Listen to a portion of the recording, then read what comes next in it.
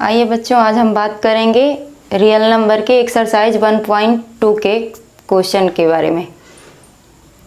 इससे पहले बच्चों हम जान लेते हैं अंकगणित की आधारभूत प्रमेय के बारे में, या जिसे इंग्लिश में फंडामेंटल थ्योरम ऑफ अर्थमेटिक के नाम से भी जाना जाता है। अंकगणित की आधारभूत प्रमेय कहती है कि प्रत्येक भाज्य संख्या अभाज्य संख्याओं के एक गुणनफल के रूप में गुणनखंडित की जा सकती है, या प्रत्येक भाज्य संख्या अभाज्य संख्याओं के एक गुणनफल के रूप में व्यक्त की जा सकती है।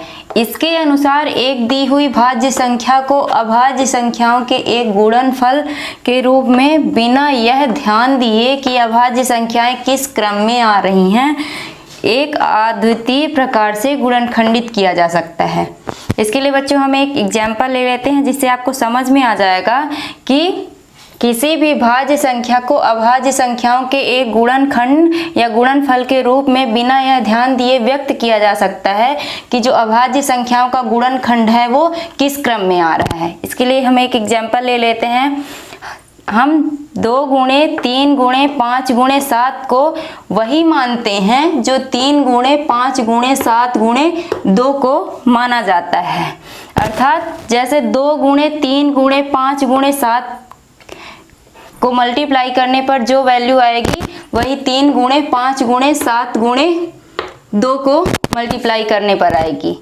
केवल इनका स्थान चेंज हो गया है। यहाँ पर जैसे यहाँ पे 2 है, इसकी जगह पे 3 आ गया है, यहाँ पे 3 है, इसकी जगह पे 5 आ गया है। इसको आगे पीछे कर दिया गया है, बाकी संख्याएं वही हैं 2 3 5 7।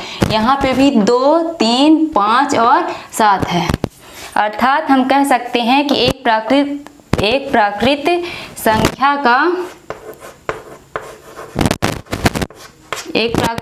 का अभाज्य गुणनखंडन उसके गुणनखंडों के क्रम को छोड़ते हुए अद्वितीय होता है। मतलब हम किसी भी प्रकार से लिख सकते हैं। पहले हम 2 को 3 को 5 को या 7 को लिख सकते हैं, या फिर 3 को 5 को 7 को, जैसे हमें सही लगे हम उस तरह से किसी तरह से भी लिखेंगे तो आंसर हमारा वही आएगा।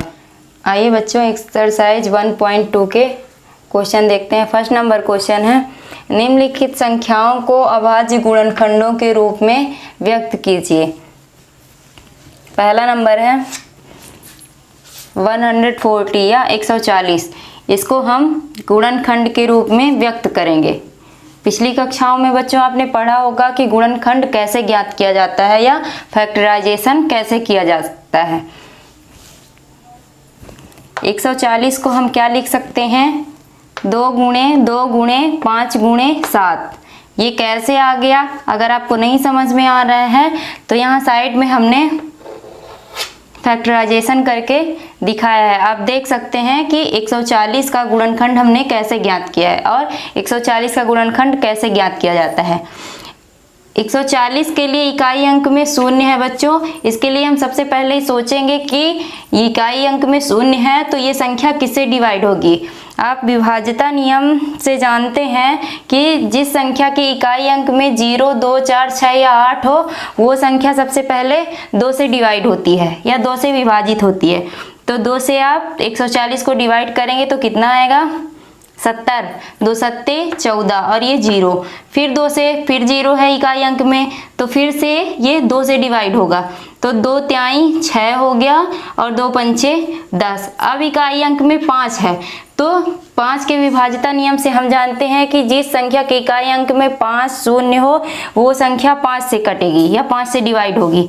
तो अब 5 से इसको डिवाइड करेंगे, 5 सत्ते 35 और ये 7 है, तो 7 एक अभाज्य संख्या है तो वो स्वयं से डिवाइड होगी या खुद से कटेगी। 7 एक कम 7 हो गया।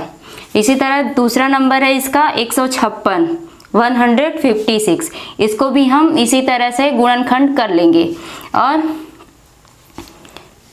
यहाँ पे आप देख सकते हैं कि 156 का हमने फैक्टराइजेशन किया है। इसके इकाई अंक में 6 है और अभी हमने बताया बच्चों कि जिस संख्या के इकाई अंक में 0 2 4 6 या 8 हो वो संख्या सबसे पहले 2 से डिवाइड होती है, तो इसलिए हमने सबसे पहले 2 से डिवाइड किया है। और सबसे पहले बच्चों हम किसी भी नंबर का फैक्टराइजेशन करने के लिए ऐसी संख्या सोचते हैं जो पहले सबसे छोटी हो, फिर उससे बड़ी, फिर उससे बड़ी। अगर वो संख्या 2 से नहीं कट रही है उसके बाद हम 3 के लिए सोचेंगे। अगर 3 से नहीं कट रही है तो फिर 4 के लिए सोचेंगे, या उससे भी नहीं कट रही है तो उसके आगे के नंबर के लिए हम सोचेंगे। लेकिन अभी 156 जो है ये 2 से डिवाइड हो रहा है, इसलिए हम इसको 2 से डिवाइड करते हैं। सबसे पहले 2 सत्ते 14 हो गया और 2 अट्ठे 16 हो गया। ये इकाई अंक में फिर से 8 है तो फिर से 2 से डिवाइड होगी। 2 तिहाई 6 हो गया और 2 नामक 18 हो गया। अब इकाई अंक में 9 है। तो बच्चों आप 3 के विभाज्यता नियम से आप जानते हैं कि जिस संख्या के इकाई अंक में 3, 6, 9 या जिस संख्या के अंकों का योग या बीजांक 3 हो वो संख्या 3 से डिवाइड होती है। 9 3 12 और 12 का बीजांक कितना हो गया बच्चों? 3 हो गया, इसलिए ये संख्या 3 से डिवाइड होगी। 3 एकम 3 हो गया, 3 त्रिकाई 9 हो गया। अब 13 एक ऐसी अभाज्य संख्या है या विषम संख्या है जो स्वयं से कटेगी, उसे किसी और अन्य संख्याओं से नहीं काटा जा सकता, इसलिए 13 एकम 13 हो गया। फिर बच्चों हम यहाँ पे ये जो साइड में आया है गुणनखंड निकालने पर, इसको यहाँ पे लिख देंगे 2 गुणे 2 गुणे 2 गुणे 3 गुणे 13। और इसको हम इस तरह भी लिख सकते हैं। 2 यहाँ पे कितनी बार आया है बच्चों? 2 बार आया है। आप देख सकते हैं कि यहाँ पे 2 बार आया है 156 को फैक्टराइजेशन करने पर। तो यहाँ पे 2 की घात 2 या 2 की पावर 2 लिख सकते हैं, क्योंकि 2 बार आया है और 3 एक बार आया है, इसलिए मल्टीप्लाई करके 3 की पावर 1 या 3 की घात 1, और 13 भी एक बार आया है, इसलिए 13 की पावर 1 या 13 की घात 1 लिखेंगे। इसी तरह बच्चों हम 3rd नंबर क्वेश्चन देख लेते हैं। 3825 का हमें गुणनखंड करना है। इसका भी गुणनखंड हमने यहाँ पे किया है, आप इसको देख सकते हैं। इसका गुणनखंड होगा 3 गुणे 3 गुणे 5 गुणे 5 गुणे 17। यहाँ पे 3 कितनी बार आया है बच्चों? 2 बार आया है, इसलिए आप इसको 3 की पावर 2 भी लिख सकते हैं या 3 की घात 2 भी लिख सकते हैं। और 5 यहाँ पे आप देख सकते हैं 5 भी 2 बार आया है, इसलिए 5 को भी 5 की पावर 2 या 5 की घात 2 लिख सकते हैं। यहाँ पे बच्चों 17 एक बार आया है तो इसको 17 की पावर 1 या 17 की घात 1 लिख सकते हैं। इसी तरह इसका चौथा नंबर देखते हैं बच्चों। 5005 का अभाज्य गुणनखंड या गुणनखंड निकालना है। इसके लिए भी हमने यहाँ पे अलग से इसको फैक्टराइज किया है। आप देख सकते हैं कि 5005 सबसे पहले 5 से डिवाइड होगा, उसके बाद 7 से, फिर 11 से, फिर 13 से। ये छोटी छोटी बातें हैं बच्चों, ये तो आपसे पहले ही बनती रही होंगी, पर हमें लगा कि शायद आप कहीं भूल ना गए हो, इसलिए हमने आपको साइड में बता दिया है। बाकी ये आपको अपनी आंसर शीट या कॉपी में नहीं लिखना है, आपको ये साइड में रफ कार्य में करना है। यहाँ पे बच्चों आप देख सकते हैं कि 5 एक बार आया है, इसलिए 5 की घात 1 या 5 की पावर 1 लिखेंगे। और ये मल्टीप्लाई, फिर 7 एक बार आया है तो 7 की पावर 1 या 7 की घात 1 लिखेंगे। 11 भी एक बार आया है तो 11 की पावर 1 या 11 की घात 1 लिखेंगे। 13 भी एक बार आया है तो 13 की घात 1 या 13 की पावर 1 लिखेंगे। इसका 5वां नंबर देख लेते हैं बच्चों। 7429, इसका भी फैक्टराइज हमने यहाँ पे किया है। आप देख सकते हैं कि 7429 सबसे पहले 17 से डिवाइड हुआ, फिर 19 से डिवाइड हुआ, फिर 23 से डिवाइड हुआ। यहाँ पे बच्चों 17 एक बार आया है, इसलिए हम 17 को 17 की घात 1 या 17 की पावर 1 लिख सकते हैं। यहाँ पे 19 एक बार आया है तो इसको हम 19 की घात 1 या 19 की पावर 1 लिख सकते हैं। और यहाँ पर 23 जो है वो भी एक बार आया है तो इसको हम 23 की घात 1 या 23 की पावर 1 लिख सकते हैं। इस तरह बच्चों हम गुणनखंड या अभाज्य गुणनखंड निकाल सकते हैं। आइए बच्चों सेकंड नंबर क्वेश्चन देख लेते हैं। सेकंड नंबर क्वेश्चन है बच्चों, दिए गए पूर्णांकों के निम्नलिखित युग्मों के HCF एवं LCM महत्तम समापवर्तक एवं लघुत्तम समापवर्त ज्ञात कीजिए तथा इसकी जांच कीजिए कि दो संख्याओं का गुणनफल बराबर होता है HCF और LCM के। मतलब जो दो संख्याएं दी हुई हैं इनका गुणनफल इनके लघुत्तम समावर्तक एवं महत्तम समावर्तक के गुणनफल के बराबर होता है, ये हमें प्रूफ करना है। तो आइए सबसे पहले पहला नंबर क्वेश्चन देख लेते हैं। फर्स्ट नंबर क्वेश्चन है 26 और 91, जिसमें पहले सबसे पहले 26 को फैक्टराइज करते हैं या गुणनखंड करते हैं 26 का, तो हमें मिलता है 2 गुणे 13, और 91 का करते हैं तो हमें मिलता है 7 गुणे 13। अब हमको महत्तम समावर्तक निकालना है, तो सबसे पहले हमें ये देखना होगा कि इन दोनों में से कॉमन क्या है, या ऐसी कौन सी संख्या है जो इन दोनों में मिल रही है, वो हमारा क्या हो जाएगा, महत्तम समावर्तक। देखिए यहाँ पे इसमें भी 13 है और इसमें भी 13 है, तो इन दोनों में से कॉमन क्या हो गया, इन दो का जोड़ा बना के 1 लेते हैं। 2 13 मिले हैं दोनों नंबर में, तो हमें 1 13 लेना है या 113 लेना है। तो इसमें 2 है, इसमें 2 नहीं है, इसमें 13 है और इसमें भी 13 है, 7 इसमें है लेकिन 7 इसमें नहीं है, तो 2 और 7 का जोड़ा नहीं बन रहा है लेकिन 13 का जोड़ा बन रहा है। इसलिए 26 और 91 का HCF या हाईएस्ट कॉमन फैक्टर, जिसको महत्तम समावर्तक भी बोलते हैं, वो क्या हो जाएगा, 13 या 13 हो जाएगा। अब इसका एलसीएम निकाल लेते हैं, लघुत्तम समावर्त। तो लघुत्तम समावर्त में कैसे लेते हैं बच्चों, आपको पता ही होगा, जो आपने पिछली कक्षाओं में पढ़ा है, जैसे जिस संख्या का जोड़ा बना उसको एक बार लेंगे, लेकिन जिस संख्या का जोड़ा नहीं बना है लघुत्तम समावर्त में उसको भी ले लेते हैं। तो 2 को ले लिया हमने, 2 का जोड़ा नहीं बना था फिर भी 2 को ले लिया हमने, फिर 7 को ले लिया हमने, और 13 का जोड़ा बना था, तो जो जिसका संख्या का जोड़ा बना था उसको एक बार केवल लेंगे। तो यहाँ पे हमने 13 को भी ले लिया, 2 गुणे 7 गुणे 13, ये कितना हो गया, 2 सत्ते 14, 14 और 13 का मल्टीप्लाई करेंगे तो 182 आ जाएगा। मतलब 26 और 91 का महत्तम समावर्तक 13 हो गया और लघुत्तम समावर्त 182 हो गया। अब हमें प्रूफ क्या करना है बच्चों, क्वेश्चन में देखिए, क्वेश्चन में बोल रहा है निम्नलिखित युग्मों के HCF एवं LCM ज्ञात कीजिए तथा इसकी जांच कीजिए कि दो संख्याओं का गुणनफल, ये जो 2 संख्याएं दी हुई हैं इनका गुणनफल इनके लघुत्तम समावर्त और महत्तम समावर्तक के गुणनफल के बराबर होता है। मतलब कि इन दोनों संख्याओं का गुणनफल और ये जो इसका महत्तम समावर्तक आया और लघुत्तम समावर्त इन दोनों के गुणनफल के बराबर होता है। अब महत्तम समावर्तक 26 और 91 का और गुणा करेंगे लघुत्तम समावर्तक 26 और 91 का, तो महत्तम समावर्तक कितना है, 13 है या 13 है, और ये मल्टीप्लाई हो गया, और एलसीएम कितना है, 182 है। इन दोनों को मल्टीप्लाई करेंगे तो बच्चों आएगा 2366। और अब हम देख लेते हैं कि ये 2 संख्याओं का गुणनफल, ये हमने चेक कर लिया बच्चों कितना आ गया, या HCF और LCM का मल्टीप्लाई कितना आ गया, 2366 आ गया। अब हमें क्या देखना है, 2 संख्याओं का गुणनफल, जो हमें ये 2 संख्याएं दी हैं हमें चेक करना है कि इसके गुणनफल का इसके बराबर होता है गुणनफल या नहीं होता है। तो अब हम 26 और 91 का गुणनफल देख लेते हैं। 26 और 91 का मल्टीप्लाई करेंगे तो हमें फिर से वही संख्या मिलेगी बच्चों, 2366। ये हम इसलिए कर रहे हैं जिससे हमें क्लियर हो जाए कि हमारा लघुत्तम समावर्तक और महत्तम समावर्तक सही है या गलत है।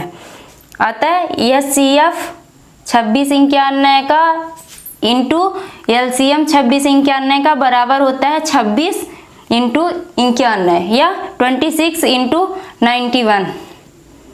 इस तरह ये प्रूफ हो गया बच्चों कि 2 संख्याओं का गुणनफल बराबर होता है उन दोनों संख्याओं के महत्तम समावर्तक और लघुत्तम समावर्तक के। सेकंड नंबर क्वेश्चन देख लेते हैं बच्चों। सेकंड नंबर क्वेश्चन में दिया हुआ है 510 और 92। अब सबसे पहले 510 का फैक्टराइजेशन करेंगे हम या गुणनखंड करेंगे, तो हम गुणनखंड करके देख लेते हैं इसमें क्या क्या मिला है हमें। 2 गुणे 3 गुणे 5 गुणे 17 और 92 का फैक्टराइजेशन करेंगे तो हमें कितना मिलेगा, 2 गुणे 23, 2 दूनी 4 और 23, 23 चौको 92 होता है। अब हम सबसे पहले इसका महत्तम समावर्तक निकालेंगे या HCF निकालेंगे इन दोनों संख्याओं का। फिर से हम वही प्रक्रिया दोहराएंगे बच्चों। देख लेते हैं हम यहाँ पे कि किस किस संख्या का जोड़ा बन रहा है, और जिस जिस संख्या का जोड़ा बन रहा है वही इसका महत्तम समावर्तक होगा। तो यहाँ पे 2 है और यहाँ पे भी 2 है। यहाँ पे 3 है लेकिन इसमें 3 नहीं है। यहाँ पे 5 है, इसमें 5 नहीं है। यहाँ पे 17 है, इसमें 17 नहीं है। यहाँ पे 1 और 2 है, लेकिन ऊपर वाले नंबर पे केवल 1 ही 2 है, इसलिए 1 ही 2 का जोड़ा बनेगा और 510 और 92 का महत्तम समावर्तक 2 होगा। और फिर इसका एलसीएम निकाल लेते हैं बच्चों। जैसा कि अभी हमने बताया है कि जिस संख्या का जोड़ा बन जाता है उसे केवल एक बार लिखते हैं और बाकी संख्याओं को भी लिख लेते हैं। तो ये जिस संख्या का जोड़ा बन गया वो 2 हो गया। फिर 3 गुणे 5 गुणे 17 गुणे 23 और ये 1 2 बचा था। जिस संख्या का जोड़ा नहीं बना है उसको भी लिखेंगे एलसीएम में। ये 2 एक और आ गया, मतलब 2 गुणे 2 गुणे 3 गुणे 5 गुणे 17 गुणे 23। केवल जिस संख्या का जोड़ा बना है उसे एक बार लेंगे, बाकी संख्याएं पूरी लेते हैं एलसीएम में। इसका मल्टीप्लाई करने पर आया बच्चों 23,460। अब हम फिर से देख लेते हैं कि 510 और 92 का HCF और LCM का मल्टीप्लिकेशन या मल्टीप्लाई कितना आता है। तो ये हो जाएगा बच्चों 46,920। एवं फिर से हम देख लेते हैं, अभी हमने ये वाली चीज़ प्रूफ कर ली कि HCF इंटू LCM कितना आया 46,920। अब हमें प्रूफ करना है कि दो संख्याओं का, ये जो दो संख्याएं दी हैं इनका भी मल्टीप्लाई इतना ही आना चाहिए। तो हम देख लेते हैं 510 गुणे 92 और हमने यहाँ पे देख सकते हैं कि इसका भी मल्टीप्लाई उतना ही आ रहा है 46,920। मतलब कि HCF और LCM का मल्टीप्लाई और इन दोनों संख्याओं का मल्टीप्लाई सेम आ रहा है। अतः HCF इंटू LCM बराबर हो गया 510 गुणे 92। मतलब 510 और 92 का LCM और HCF का मल्टीप्लाई बराबर होता है या बराबर हो गया 510 गुणे 92 के। ये भी हमारा प्रूफ हो गया। थर्ड नंबर क्वेश्चन देख लेते हैं बच्चों, इसी का 336 और 54। इसके लिए भी हम सेम प्रोसीजर दोहराएंगे। 336 का हम गुणनखंड निकालेंगे, जो आएगा 2 गुणे 2 गुणे 2 गुणे 2 गुणे 3 गुणे 7। और फिर 54 का करेंगे तो 2 गुणे 3 गुणे 3 गुणे 3। अब हम महत्तम समावर्तक निकालने के लिए फिर से वही करेंगे जो हमने आपको पहले बताया था कि इन संख्याओं का जोड़ा बनाएंगे। जिस संख्या का जोड़ा बन जाएगा वही इसका महत्तम समावर्तक होगा। यहाँ पे देखिए आप, यहाँ पे भी 1 2 है और इसमें भी 1 2 है। अब यहाँ पे 3 2 हैं, लेकिन इस संख्या में कहीं पे भी 2 नहीं है गुणनखंड करने पर। और यहाँ पे एक 3 है और यहाँ पे भी 3 है, इसलिए एक 2 का और एक 3 का जोड़ा बन गया। तो जिस संख्या का जोड़ा बना उसे एक बार लिखते हैं। एक 2 का जोड़ा बना तो 1 2 लिख लेते हैं, और एक 3 का जोड़ा बना तो एक बार 3 लिख लेते हैं। इसलिए इसका महत्तम समावर्तक 2 गुणे 3 बराबर 6 हो गया, 2 तिहाई 6। अब इसका एलसीएम निकालते हैं बच्चों। तो जो संख्याएं हमने जोड़ा बनाई है उसको केवल एक बार लिखेंगे, उसके अलावा सारे डिजिट नोट कर लेंगे। तो आ जाएगा 2 गुणे 2 गुणे 2 गुणे 2 गुणे 3 गुणे 3 गुणे 3 गुणे 7। इसका मल्टीप्लाई करने पर आया बच्चों 3024। अब हम 336 और 54 का HCF का गुणा कर लेते हैं 336 और 54 के एलसीएम से। तो हमें मिल जाएगा 6 गुणे 3024 बराबर 18,144। हमने ये वाला प्रूफ कर लिया है। अब हमको एक चीज़ और प्रूफ करनी है, दो संख्याओं का गुणनफल। जो संख्याएं दी हुई हैं उन दोनों का गुणनफल प्रूफ करना है कि इसके एलसीएम के और HCF के गुणनफल के बराबर होता है या नहीं। तो इन दोनों संख्याओं का भी हम गुणनफल करते हैं तो हमें वही मिलता है बच्चों 18,144। अतः 336 और 54 का HCF गुणे 336 और 54 का एलसीएम बराबर होता है 336 गुणे 54 के, मतलब इस संख्या का डायरेक्टली गुणा करेंगे तो भी उतना आएगा, और एचसीएफ और एलसीएम का मल्टीप्लाई करेंगे तो भी उतना ही आएगा। इस तरह ये हमारा प्रूफ हो गया।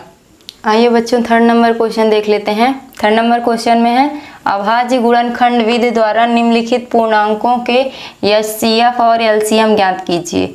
महत्तम समापवर्तक और लघुत्तम समापवर्ती ज्ञात कीजिए। फर्स्ट नंबर क्वेश्चन है बच्चों 12, 15 और 21, इसका एलसीएम और एचसीएफ ज्ञात करना है। यह आपने पहले क्वेश्चन में भी ज्ञात किया है, तो आप देख लीजिए। 12 को गुणनखंड करेंगे तो क्या क्या आएगा, 2 गुणे 2 गुणे 3, 2 दूनी 4 तिहाई 12, और 15 को करेंगे तो 3 पचे 15, 21 को करेंगे तो 3 सते 21। अब इसका एचसीएफ ज्ञात करते हैं बच्चों। तो एचसीएफ ज्ञात करने के लिए आपको पता है कि सबसे पहले हम संख्याओं का जोड़ा बनाते हैं। आप देख सकते हैं तीनों में कौन सी संख्या मिल रही है, 3 ऐसी एक संख्या है जो तीनों में मिल रही है, तीनों संख्याओं के गुणनखंड में मिल रही है। इसलिए 12, 15 और 21 का एचसीएफ क्या होगा बच्चों, 3 हो जाएगा, क्योंकि जिस संख्या का जोड़ा बनता है उसे केवल एक बार लिया जाता है। और एलसीएम के लिए हम ले लेते हैं 2 गुणे 2 गुणे 3 का जोड़ा बना हुआ है, तो एक बार 3 लेंगे केवल, फिर जो बचेगा 5 गुणे 7, 2 गुणे 2 गुणे 3 गुणे 5 गुणे 7, इनका मल्टीप्लाई करने पर आ जाएगा बच्चों 420। इस तरह 12, 15 और 21 का एचसीएफ या महत्तम समापवर्तक 3 एवं लघुत्तम समापवर्तक 420 होगा। सेकंड नंबर क्वेश्चन देख लेते हैं 17, 23 और 29, यही इसी तरह जिस तरह आपने पहले क्वेश्चन में किया है इसी तरह इसमें भी गुणनखंड पहले कर लेना है। तो 17 को हम कैसे लिख सकते हैं, 17 एकम 17, और 23 को, ये भी एक अभाज्य विषम संख्या है तो ये भी स्वयं से कटेगी, इसलिए 23 एकम 23, और 29 भी एक अभाज्य विषम संख्या है तो ये भी स्वयं से डिवाइड होगी या खुद से ही कटेगी, इसलिए 29 एकम 29 लिख लेते हैं। ऐसा हम इसलिए लिख रहे हैं बच्चों क्योंकि हमको महत्तम समापवर्तक ज्ञात करना है, और महत्तम समापवर्तक में हमें किसी न किसी संख्या का जोड़ा मिलना चाहिए, तभी महत्तम समापवर्तक ज्ञात हो पाएगा। और अगर हमको केवल एलसीएम ज्ञात करना होता तो 17 एकम 17 उतना ही आएगा, 23 एकम 23 उतना ही आएगा। हमको कोई भी गुणनखंड ऐसा नहीं मिला है जो अलग अलग संख्या हो, इसलिए हमने ऐसा लिखा है जिससे हमें महत्तम समापवर्तक ज्ञात करने में आसानी हो। तो 17 एकम 17 हो गया, 23 एकम 23 हो गया, 29 एकम 29 हो गया। अब इसका महत्तम समापवर्तक या एचसीएफ ज्ञात करते हैं, तो इसमें तीनों में एक एक का जोड़ा बनता है, इसलिए 17, 23 और 29 का महत्तम समापवर्तक 1 होगा, एवं एलसीएम लघुत्तम समापवर्त 17, 23, 29 का मल्टीप्लाई कर लेंगे आपस में। 1 का मल्टीप्लाई करने से कोई अंतर नहीं आएगा, इसीलिए हमने यहाँ पे नहीं लिखा है। इन तीनों को मल्टीप्लाई करने पर आएगा 11,339, अतः लघुत्तम समापवर्त 11,339 एवं महत्तम समापवर्तक 1 होगा। थर्ड नंबर क्वेश्चन देख लेते हैं बच्चों 8, 9 एवं 25, इन तीनों संख्याओं का भी हम गुणनखंड निकाल लेते हैं। 8 का हो जाएगा 1 गुणे 2 गुणे 2 गुणे 2, और 9 का 1 गुणे 3 गुणे 3, 25 का हो जाएगा 1 गुणे 5 गुणे 5। एक हमने फिर से लिख लिया है क्योंकि हमको जिससे महत्तम समापवर्तक निकालने में आसानी हो जाए, क्योंकि बच्चों आप देख सकते हैं 2 कहीं भी किसी भी संख्या के गुणनखंड में नहीं मिल रहा है, ना ही 3 मिल रहा है और ना ही 5 मिल रहा है, इसलिए एक ही ऐसी संख्या है जो तीनों संख्याओं के गुणनखंड में मिल रही है, इसलिए 8, 9 एवं 25 का एचसीएफ या महत्तम समापवर्तक 1 होगा, एवं एलसीएम लघुत्तम समापवर्त 2 गुणे 2 गुणे 2 गुणे 3 गुणे 3 गुणे 5 गुणे 5, इनमें से किसी संख्याओं का जोड़ा नहीं बन रहा है, इसलिए सारी संख्याओं को आपस में मल्टीप्लाई करेंगे तो 8, 9 एवं 25 का लघुत्तम समापवर्त आ जाएगा बच्चों 1800, अतः महत्तम समापवर्तक 1 एवं लघुत्तम समापवर्त 1800 होगा। आइए बच्चों इसका 4 नंबर क्वेश्चन देख लेते हैं। 4 नंबर क्वेश्चन में है 306 और 657 का महत्तम समापवर्तक या एचसीएफ 9 दिया है, तो हमें 306 और 657 का एलसीएम या लघुत्तम समापवर्त ज्ञात करना है। क्योंकि बच्चों हमने पिछले क्वेश्चन में पढ़ा है और हम जानते हैं कि दो संख्याओं का गुणनफल और उन्हीं संख्याओं का लघुत्तम समावर्ती और महत्तम समावर्तक का गुणनफल आपस में दोनों बराबर होते हैं। इसलिए हम लिख सकते हैं बच्चों कि 306 और 657 का एलसीएम का मल्टीप्लाई 306 और 657 का एचसीएफ इक्वल टू 306 इंटू 657 होता है। यानी कि इन दोनों संख्याओं का गुणनफल इनके महत्तम समावर्तक और लघुत्तम समावर्तक के गुणनफल के बराबर होता है। अब हम यहाँ पे देख सकते हैं बच्चों एलसीएम हमको निकालना है, इसलिए इसको यहीं पे रहने देते हैं और ये संख्या लिख लेते हैं और ये जो एचसीएफ है इसको नीचे ला लेते हैं, इधर तिर्यक गुणा कर देते हैं। तो यह 306 और 657 का एचसीएफ जो है वो हमें 9 यहाँ पे दिया हुआ है क्वेश्चन में, इसलिए हम ये ना लिख के इसकी जगह पे 9 लिख रहे हैं। अब इसको हम ऊपर दोनों संख्याओं का गुणा करते हैं तो हमें मिलता है 2,01,042 बटे 9। अब हम इसको 9 से डिवाइड करेंगे। देख सकते हैं यहाँ पे हमने भाग किया है 2,01,042 में 9 का भाग किया है। 9 दूनी 18 हो गया, 2 आया, 1 उतारा हमने, फिर 9 दूनी फिर से 18 हो गया और 3 बचा और ये 0, फिर 9 तिरिक 27, फिर 9 तिरिक 27 फिर से और फिर 9 8 72 लास्ट में कट गया।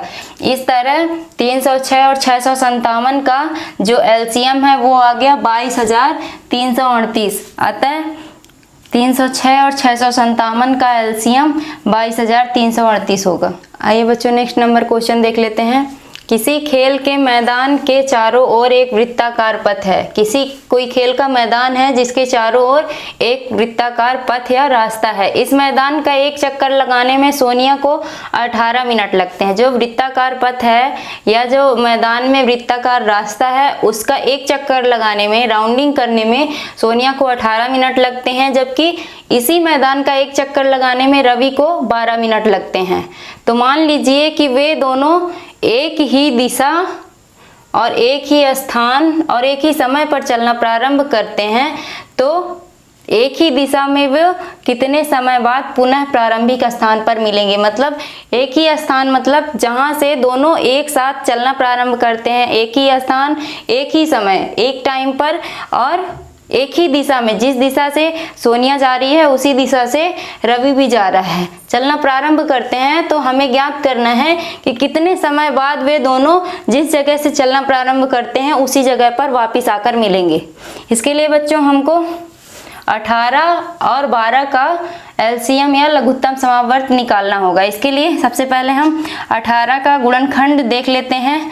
18 का गुणनखंड होगा 2 गुणे 3 गुणे 3, जिसको हम लिख सकते हैं 2 की घात 1 या 2 की पावर 1। चूँकि 2 एक बार आया है और 3 2 बार आया है तो इसको 3 की पावर 2 या 3 की घात 2 लिख लेते हैं। और इसी तरह 12 का गुणनखंड कर लेते हैं तो 2 गुणे 2 गुणे 3, यहाँ पे 2 2 बार आया है तो इसको हम 2 की घात 2 या 2 की पावर 2 लिख सकते हैं। और 3 एक बार आया है तो 3 की पावर 1 लिख सकते हैं। अब इसका एलसीएम हो जाएगा बच्चों 18 और 12 का 2 गुणे 2 गुणे 3 गुणे 3। जैसा कि हमने आपको पहले बताया था कि जो चीज़ दोनों में आई है पहले कॉमन करके उसको एक बार लिख लेते हैं, उसके अलावा जितनी संख्याएं बचती हैं उन सभी का मल्टीप्लाई कर लेते हैं। तो यहाँ पे 18 और 12 का एलसीएम 36 आ गया। चूँकि हमसे पूछा गया है कि कितने समय बाद, हमसे समय पूछा गया है कितने समय बाद रवि और सोनिया एक ही स्थान पर जहाँ से उन्होंने चलना प्रारंभ किया था वहीं पर मिलेंगे, तो इसलिए ये जो 36 आया है इसको हम मिनट के रूप में लिखेंगे। अतः वे दोनों पुनः 36 मिनट बाद प्रारंभिक स्थान पर मिलेंगे जहाँ से उन्होंने चलना प्रारंभ किया था।